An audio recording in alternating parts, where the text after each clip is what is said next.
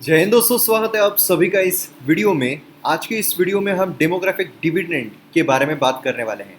ये देखिए, जो कंटेम्प्रेरी सीरीज मैं आपके लिए लेकर आ रहा हूँ, इसमें आपको बहुत ज़्यादा फायदा जो है वो मिलने वाला है, क्योंकि यहाँ पर हम कंटेम्प्रेरी जो टॉपिक्स होते हैं उसको काफ़ी डिटेल में समझने की कोशिश करते हैं और उसी के साथ साथ मेंस पॉइंट ऑफ व्यू से देखते हैं और माइंड मैप के थ्रू देखते हैं। क्योंकि जब हम माइंड मैप के थ्रू देखते हैं तो हमें रिवाइज करने में भी आसानी होती है, पढ़ने में भी आसानी होती है, याद रखने में भी आसानी होती है।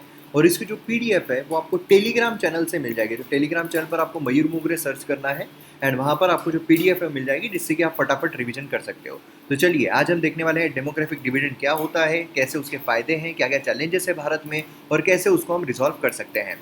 तो सबसे पहले तो हम मेन से रिलेटेड एक क्वेश्चन देख लेते हैं जो आपको एग्जाम में आ सकता है। तो यहाँ पर आप देख सकते हो, critically analyse the way to utilise India's demographic dividend. कैसे हम डेमोग्राफिक डिविडेंड को यूटिलाइज कर सकते हैं और चैलेंजेस कौन कौन से, what are the challenges that are preventing in India from utilising demographic dividend. तो यहाँ पर आपको ये सवाल जो उसका जवाब देना है, ये आप एक बार लेक्चर देख लोगे तो आप इजीली उसका जवाब दे पाओगे।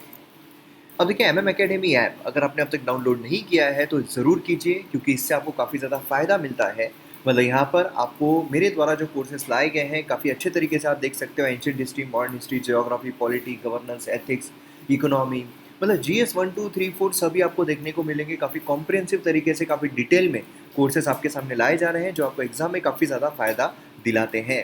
तो डाउनलोड कीजिए एमएम एकेडमी ऐप, क्योंकि वहाँ पर पर्सनल गाइडेंस जो है वो भी मिलता है। तो मैं उम्मीद करता हूँ आप ज़रूर डाउनलोड करोगे, और क्योंकि काफ़ी कम प्राइस में आपको हाईएस्ट क्वालिटी कंटेंट मिलता है। बाकी जगहों पर जितना आपको एक महीने का देना पड़ता है, उससे भी कम में आप एक साल का कोर्स जो है वो एंजॉय कर सकते हो। तो फटाफट डाउनलोड कीजिए और वीडियोज़ को एंजॉय कीजिए। तो आइए, सबसे पहले ये डेमोग्राफिक डिविडेंड क्या होता है वो हम यहाँ पर समझते हैं कि व्हाट इज़ डेमोग्राफिक डिविडेंड।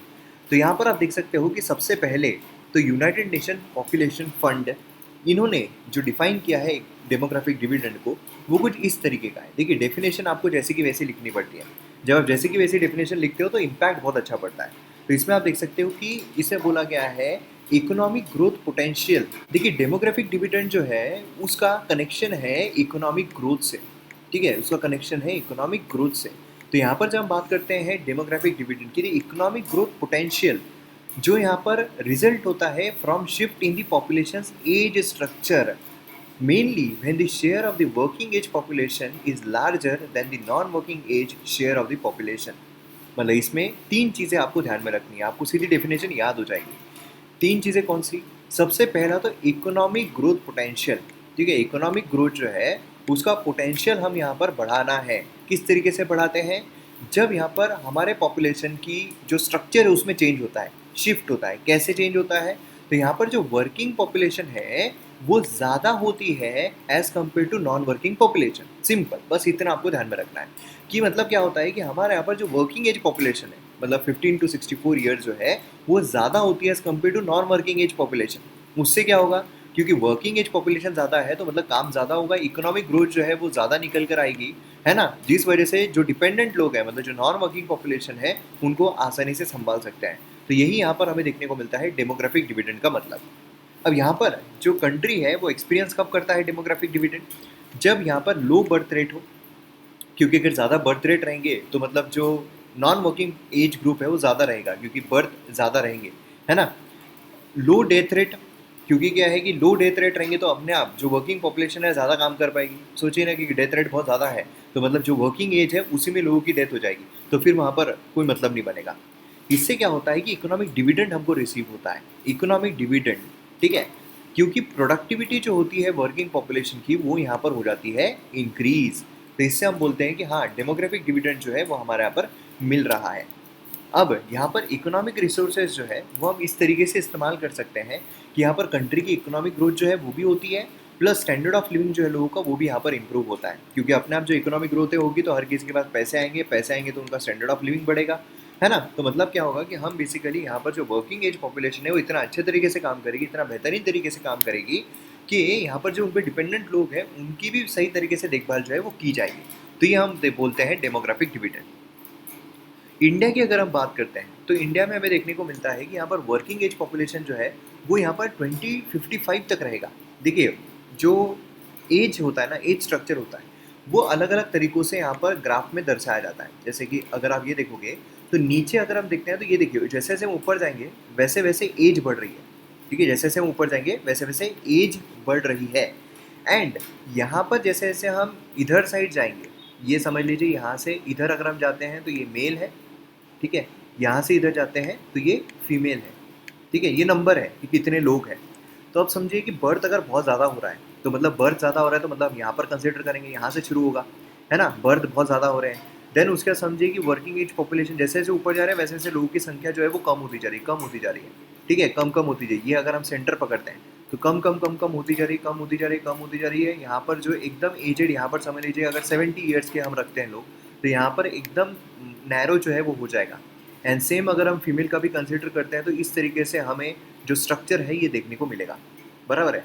लेकिन हम जब डेमोग्राफिक डिविडेंड की बात कर रहे हैं, मतलब यहाँ पर समझ लीजिए कि यहाँ से शुरू हो रहा है 16 ईयर्स एंड यहाँ यहाँ 60 ईयर्स जो है वो हमें देखने को मिल रहा है। तो ये वाला जो पैच रहेगा ना ये ज़्यादा रहेगा अगर हम डेमोग्राफिक डिविडेंड की बात कर रहे हैं। कैसा रहेगा वो, तो हमें कुछ इस तरीके का, अगर हम ये सेंटर पकड़ते हैं तो हमें कुछ इस तरीके का देखने को मिलेगा कि बर्थ जो है वो हमारे यहाँ पर कम है, यहाँ पर हमें ज़्यादा देखने को मिल रहा है working age population, and then वहाँ पर नैरो हो रहा है ना। इसी सेम तरीके का हमें जो फीमेल है उनके भी लिए देखने को मिलेगा। तो ये हमें बेसिकली ग्राफ जो है वो देखने को मिलता है। क्लियर है, तो ये डेमोग्राफिक डिविडेंड इसमें बहुत अच्छे तरीके से आ सकता है ना। तो ये क्यों होता है इंडिया में, जो टोटल फर्टिलिटी रेट है उसमें डिक्रीज, क्योंकि बर्थ जो है वो फिर कम हो रहे हैं। बर्थ कम होंगे तो अपने आप यहाँ पर जो डिपेंडेंट्स है वो कम हो जाएंगे। इंडिया जो है लार्ज प्रपोर्शन जो पॉपुलेशन का वो यंग है, इसलिए यंग पॉपुलेशन जो है वो वर्किंग एज में जा रही है। 30% की इंडिया की पॉपुलेशन जो है age group of 0 to 40 years है। तो हम इसलिए कंसिडर किया जाता है पूरी इंडिया को ऑल ओवर द वर्ल्ड में यंगेस्ट कंट्री के नाम से जाना जाता है। एल्डरली जो है सिर्फ 8% है, तो मतलब आप समझ सकते हो कि हाँ यहाँ पर काफ़ी कम है, तो डिपेंडेंट काफ़ी कम हो जाते हैं। एंड 15 to 59 ईयर्स अगर हम देखते हैं तो 62%, मतलब समझ रहे हो वर्किंग एज पॉपुलेशन जो है वो कितनी ज़्यादा है, कितनी बड़ी है। एंड ये आने वाले कई दशकों तक हमें ये देखने को मिलने वाली है। उसका फ़ायदा अगर नहीं उठाया गया तो फिर यहाँ पर समस्याएं जो है वो आ सकती है, समस्याएं खड़ी हो सकती है। अब एडवांटेजेस जो इसके क्या होते हैं, डेमोग्राफिक डिविडेंड जो है ऐसा अगर हम देखने को मिलता है उसके एडवांटेजेस क्या होते हैं। सबसे पहला तो होता है इकोनॉमिक ग्रोथ इंक्रीज होती है, बट ऑब्वियसली कि यहाँ पर अगर वर्किंग एज पॉपुलेशन ज़्यादा है, डेमोग्राफिक डिविडेंड हो रहा है, तो उसमें जो इकोनॉमिक ग्रोथ है वो ज़्यादा ही होगी, क्योंकि ज़्यादा यहाँ पर काम होगा, ज़्यादा काम होगा तो ज़्यादा प्रोडक्शन, ज़्यादा खर्चे, ज़्यादा कंजम्पशन, ज़्यादा गवर्नमेंट को रेवेन्यू, ज़्यादा इन्वेस्टमेंट, मतलब हर एक चीज़ यहाँ पर ज़्यादा हो जाएगी, जिससे कि इकोनॉमिक ग्रोथ जो है यहाँ पर काफ़ी ज़्यादा इंक्रीज़ होगा। लेबर फोर्स जो है वो यहाँ पर इंक्रीज होगा, मतलब यहाँ पर क्या है, इसी का कॉन्सिक्वेंस हमें देखने को मिलता है इकोनॉमिक ग्रोथ, क्योंकि लेबर फोर्स यहाँ पर इंक्रीज होता है, ज़्यादा वर्किंग पॉपुलेशन है, ज़्यादा एज ग्रुप वर्किंग इसमें है, तो लेबर फोर्स इंक्रीज होता है, जिसकी वजह से ज़्यादा कामकाज हो सकता है, ज़्यादा प्रोडक्शन हो सकता है, जिसकी वजह से इकोनॉमिक ग्रोथ जो है वो भी यहाँ पर काफ़ी ज़्यादा बढ़ सकता है। फिजिकल स्पेस जो है यहाँ पर इंक्रीज हो जाता है। देखिए क्या है कि यहाँ पर जो पैसा है, जो रेवेन्यू है गवर्नमेंट के पास जो आ रहा है वो भी यहाँ पर बढ़ेगा, क्योंकि ज़्यादा लेबर फोर्स रहेगा, ज़्यादा इकोनॉमिक ग्रोथ होगी, ज़्यादा लोगों का इनकम रहेगा, ज़्यादा लोग टैक्स देंगे। अगर कोई दूसरी चीज़ खरीद रहे हैं, ज़्यादा लोग खरीदेंगे भी, तो जीएसटी इनडायरेक्ट टैक्स जो है वो भी सरकार के पास जाएगा। फिजिकल स्पेस जो है यहाँ पर गवर्नमेंट का अच्छा खासा हो जाता है, गवर्नमेंट ज़्यादा खर्च कर पाएगी, है ना। गवर्नमेंट का एक्सपेंडिचर जो है वो यहाँ पर इंक्रीज हो जाएगा। विमेन वर्कफोर्स जो है वो भी यहाँ पर इंक्रीज होता है, क्योंकि जितना ज़्यादा वर्किंग एज रहेगा उतनी ज़्यादा महिलाएं जो है वो भी अपना कामकाज जो है उसमें हाथ बटाएगी। ओवरऑल वर्कफोर्स जो है उसमें हमें इंक्रीज देखने को मिलता है। एंड उसी के साथ साथ जो फास्ट पेस्ड इंडस्ट्रियलाइजेशन है, अर्बनाइजेशन है, वो इसके द्वारा हमें देखने को मिलता है, जो कि काफ़ी इंपॉर्टेंट है, काफ़ी फ़ायदा जो है वो यहाँ पर प्रोवाइड करते हैं।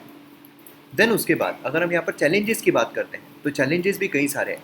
जैसे इंडिया की अगर हम बात करें तो स्किल, लैक ऑफ स्किल हमें देखने को मिलता है। क्या है कि लोग आ तो रहे हैं वर्किंग एज पॉपुलेशन में, लोग आ तो रहे हैं कि जहाँ पर वो काम कर सकते हैं, लेकिन उनको काम मिल नहीं पा रहा है। अनएम्प्लॉयमेंट इतनी ज़्यादा हमें देखने को मिल रही है, उसका कारण क्या है, स्किल नहीं है। मतलब आज जो इंडस्ट्रीज़ को स्किल की ज़रूरत है, जो स्किल वाले लोगों की ज़रूरत है, वो स्किल वो प्रोवाइड नहीं कर पा रहे हैं, वो स्किल उनके पास नहीं है। जो ह्यूमन डेवलपमेंट पैरामीटर्स है उसमें भी काफ़ी पुअर परफॉर्मेंस जो है इंडिया का देखने को मिलता है, काफ़ी हमें पीछे का रैंक देखने को मिलता है। जो इनफॉर्मल इकोनॉमी उसका डोमिनेंस है, जितना इनफॉर्मल इकोनॉमी रहेगी उतना ही ये जो गवर्नमेंट है उनके कैलकुलेशन के बाहर रहेगी।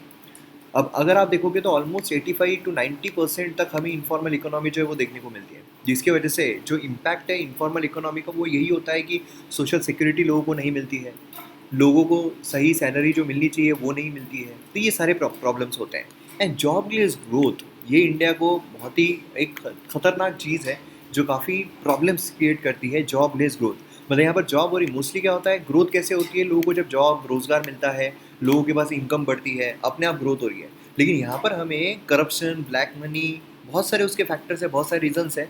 जॉबलेस ग्रोथ जो है वो हमें यहाँ पर देखने को मिल रही है। तो ये कुछ चैलेंजेस है जिसे रिजॉल्व करना बहुत ज़रूरी है। अब वे फॉरवर्ड क्या हो सकता है, सबसे इम्पोर्टेंट तो यहाँ पर ह्यूमन कैपिटल को इम्प्रूव करना।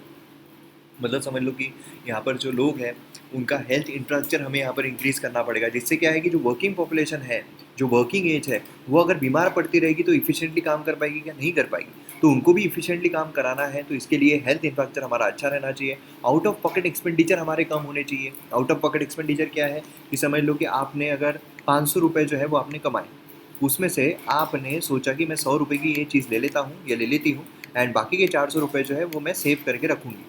अब हुआ क्या, आपकी तबीयत खराब हो गई एंड ये 400 रुपये आपकी तबीयत में खर्च हो गई। ये आउट ऑफ पॉकेट एक्सपेंडिचर जो आपने सोचा नहीं था और खर्च हो गए, है ना। तो यहाँ पर क्या, ह्यूमन कैपिटल को हमें इंप्रूव करना पड़ेगा। स्किलिंग यहाँ पर प्रोवाइड करेंगे, स्किल प्रोवाइड करेंगे तो अपने आप उनको जॉब मिलेगी, अपने आप जो चीज़ें हैं वो बेहतर होती जाएगी, अपने आप जहाँ उनको काम करना है, जहाँ वो काम कर सकते हैं वो कर पाएंगे। एजुकेशन होगा तभी तो यहाँ पर स्किलिंग हम दे सकते हैं, तभी तो सही स्किल जो है वो प्रोवाइड की जा सकती है। देन उसके बाद हेल्थ सबसे इंपॉर्टेंट है, क्योंकि हेल्थ अगर उनकी अच्छी रहेगी तो ही वो इफिशिएंटली इफेक्टिवली काम कर पाएंगे। देन जॉब्स क्रिएट करना ये भी बहुत इंपॉर्टेंट है। जॉब्स क्रिएट होंगी तभी जाकर वर्कफोर्स जो उसका हम इस्तेमाल कर सकते हैं, नहीं तो वो भी डिपेंडेंट ही हो जाएंगे। जो लोग काम नहीं कर रहे हैं वो भी डिपेंडेंट की तरह ही अपना रोल प्ले कर रहे हैं। यहाँ पर ग्रोथ, लेबर इंटेंसिव सेक्टर जो उसमें यहाँ पर प्रमोट करना ये भी काफ़ी इंपॉर्टेंट होता है। जो लेबर इंटेंसिव सेक्टर्स है उसमें यहाँ पर प्रमोट करना, जिससे क्या होगा कि और ज़्यादा लेबर्स की ज़रूरत पड़ेगी, और ज़्यादा लेबर्स मतलब जॉब्स क्रिएट होंगे। यहाँ पर नेसेसरी पॉलिसी सपोर्ट जो है ये भी मिलना चाहिए। मतलब गवर्नमेंट की तरफ से अगर पॉलिसी सपोर्ट मिलता है तो अपने आप जो चीज़ें हैं वो बेहतर होती जाती है ना। तो ये हमें देखने को मिलता है डेमोग्राफिक डिविडेंड के बारे में। तो मैं उम्मीद करता हूँ आपको लेक्चर पसंद आया होगा। पसंद आया तो शेयर ज़रूर कीजिए। उसी के साथ MM Academy ऐप डाउनलोड कीजिए, इंस्टाग्राम पे, टेलीग्राम पे फॉलो कीजिए, जिससे कि आप PDF जो है वहाँ से डाउनलोड कर सको। मिलते हैं अगले वीडियो में। जय हिंद।